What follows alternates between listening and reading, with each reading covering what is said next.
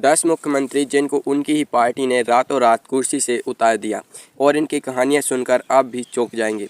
Number 10, Babulal Marandi. साल 2003 की बात है। झारखंड नया नया राज्य बना था और बाबूलाल मरांडी वहां के पहले मुख्यमंत्री के तौर पर छाए हुए थे।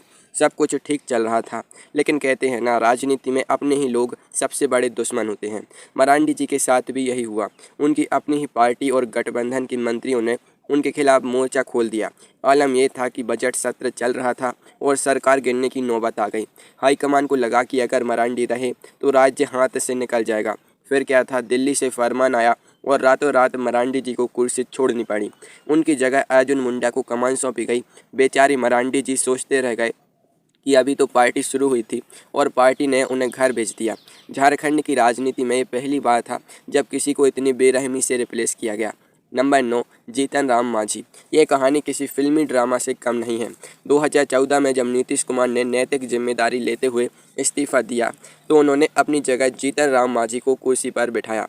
शायद नीतीश जी को लगा था कि मांझी जी रिमोट कंट्रोल से चलेंगे, लेकिन मांझी जी तो निकले अनगाइडेड मिसाइल। उन्होंने ऐसे ऐसे बयान देने शुरू किए कि जेडीयू की नींद उड़ गई। जब नीतीश कुमार को लगा कि उनकी अपनी विरासत खतरे में है तो उन्होंने मांझी से इस्तीफा मांगा।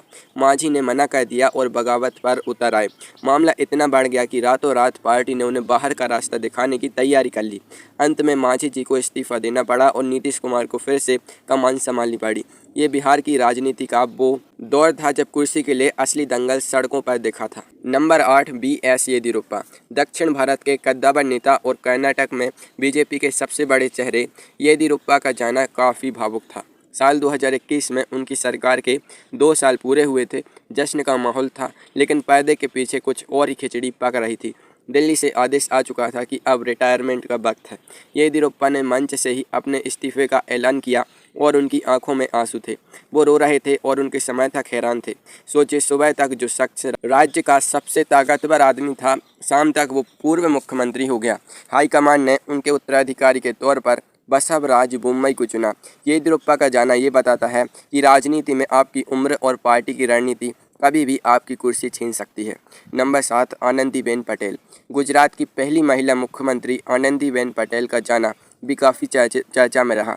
2016 में पाटीदार आंदोलन चरम पर था और सरकार की छवि खराब हो रही थी। तभी अचानक एक दिन आनंदीबेन ने फेसबुक पर एक पोस्ट डाली। आमतौर पर लोग फेसबुक पर फोटो डालते हैं, लेकिन उन्होंने सीधे इस्तीफा ही डाल दिया। उन्होंने 75 साल की उम्र का हवाला दिया, लेकिन असलियत ये थी कि पार्टी को 2017 के चुनाव के लिए एक नया चेहरा चाहिए था। रातों रात विजय रूपाणी का नाम तय हुआ और आनंदीबेन को राजभवन से विदा होना पड़ा। यह डिजिटल इंडिया का शायद पहला ऐसा इस्तीफा था जो सोशल मीडिया के जरिए दुनिया के सामने आया। नंबर 6, बिप्लब कुमार देब। बिप्लब देब अपनी नीतियों से ज़्यादा अपने अतरंगी बयानों के लिए जाने जाते थे। कभी महाभारत काल में इंटरनेट की बात करना तो कभी बतख पालने से ऑक्सीजन बढ़ने का दावा। लेकिन 2022 में त्रिपुरा चुनाव से ठीक पहले बीजेपी हाईकमान ने तय किया कि अब बहुत हुआ। बिप्लब देब एक कार्यक्रम में शामिल होकर लौट ही रहे थे कि उन्हें दिल्ली बुलाया गया। वहां से लौटते ही उन्होंने सीधे राज्यपाल को अपना इस्तीफा सौंप दिया। किसी को कानो कान खबर नहीं थी कि ऐसा कुछ होने वाला है। उनकी जगह मणिक साहा को मुख्यमंत्री बनाया गया। बिप्लब देब का जाना ये सिखाता है कि अगर आप चर्चा में हैं तो जरूरी नहीं कि आप कुर्सी पर भी रहेंगे। नंबर 5, तीरथ सिंह रावत।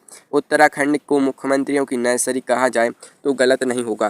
तीरथ सिंह रावत का कार्यकाल इतना छोटा था कि शायद उन्होंने अपने ऑफिस की कुर्सी की सेटिंग्स भी ठीक से नहीं समझी होंगी। मार्च 2021 में वो आए और जुलाई 2021 में चले गए। कुल 114 दिन। उनके जाने के पीछे फटी हुई जीन्स वाला बयान और कुछ संवैधानिक मजबूरियां थीं। चुनाव आयोग ने उपचुनाव टाल दिए थे और उनके पास विधायक बनने का मौका नहीं बचा था। पार्टी ने रिस्क लेने के बजाय रातों रात पुष्कर सिंह धामी को कमान सौंप दी। तीरथ सिंह रावत का नाम इतिहास में सबसे कम समय तक सेवा करने वाले मुख्यमंत्रियों की लिस्ट में शामिल हो गया। नंबर 4, त्रिवेंद्र सिंह रावत। तीरथ सिंह रावत से ठीक पहले त्रिवेंद्र सिंह रावत का नाम आता है। उन्होंने अपने 4 साल पूरे कर लिए थे और लग रहा था कि वो अपना कार्यकाल पूरा करेंगे, लेकिन उत्तराखंड बीजेपी के विधायकों में उनके खिलाफ भारी नाराजगी थी। पर्यवेक्षक दिल्ली से देहरादून पहुंचे और गुप्त मीटिंग्स हुई। 8 मार्च 2021 को त्रिवेंद्र सिंह रावत दिल्ली गए और 9 मार्च को वापस आकर इस्तीफा दे दिया। उन्होंने प्रेस कॉन्फ्रेंस में कहा कि पार्टी ने जो फैसला लिया है मैं उसका स्वागत करता हूं। लेकिन उनके चेहरे की शिकन बता रही थी कि उन्हें इस सरप्राइज की उम्मीद नहीं थी। उत्तराखंड में 4 साल की मेहनत पर पार्टी ने एक रात में पानी फेर दिया। नंबर 3, मनोहर लाल खट्टर। 2024 के लोकसभा चुनाव की आहट थी और हरियाणा में बीजेपी जेजेपी का गठबंधन टूट रहा था। सुबह 11 बजे खबर आई कि पूरी कैबिनेट इस्तीफा दे रही है। दोपहर 1 बजे तक मनोहर लाल खट्टर ने इस्तीफा दिया और शाम 5 बजे तक नायब सैनी मुख्यमंत्री बन गए। खट्टर साहब, जो पिछले 9.5 साल से हरियाणा चला रहे थे, उन्हें हटाना एक बड़ा मास्टर स्ट्रोक माना गया। खट्टर जी को भी शायद ये अंदाज़ा नहीं था कि उनकी विदाई इतनी सुपरफास्ट होगी। हालांकि उन्हें बाद में केंद्र में मंत्री बनाया गया, लेकिन हरियाणा की राजनीति के लिए वो दिन किसी थ्रिलर फिल्म से कम नहीं था। Number 2, captain Amarinder Singh. पंजाब के महाराजा कहे जाने वाले कैप्टन अमरिंदर सिंह का जाना सबसे ज़्यादा विवादित रहा। नवजोत सिंह सिद्धू के साथ उनकी जंग जग जाहिर थी। कांग्रेस हाईकमान ने जब विधायक दल की बैठक बुलाई तो कैप्टन को समझ आ गया कि बाजी हाथ से निकल चुकी है। उन्होंने राज्यपाल को इस्तीफा दिया और मीडिया के सामने आकर खुलेआम कहा, आई फील ह्यूमिलिएटेड, यानी मुझे अपमानित किया गया है। कैप्टन जैसे कद्दावर नेता को रातों रात हटाना कांग्रेस के लिए एक बड़ा जुआ था। उनकी जगह चरणजीत सिंह चन्नी को लाया गया। कैप्टन की विदाई ने यह साबित कर दिया कि राजनीति में पुराना रुतबा काम नहीं आता अगर हाईकमान आपसे नाराज हो जाए। नंबर 1, विजय रूपाणी। नंबर 1 पर है गुजरात का वो पॉलिटिकल क्लीन स्वीप जिसने सबको हिलाकर रख दिया। सितंबर 2021 में विजय रूपाणी ने अचानक इस्तीफा दे दिया, लेकिन चौंकाने वाली बात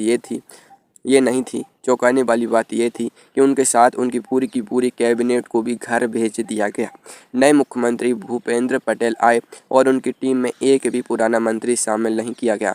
ये भारतीय राजनीति के इतिहास की सबसे बड़ी सर्जरी थी। रूपाणी जी को भी इस्तीफा देने के कुछ घंटे पहले ही बताया गया था। बिना किसी शोर शराबे के रातों रात पूरी सरकार बदल देना, ये सिर्फ और सिर्फ गुजरात मॉडल में ही मुमकिन लगा। विजय रूपाणी चुपचाप किनारे हो गए और एक नया युग शुरू हो गया।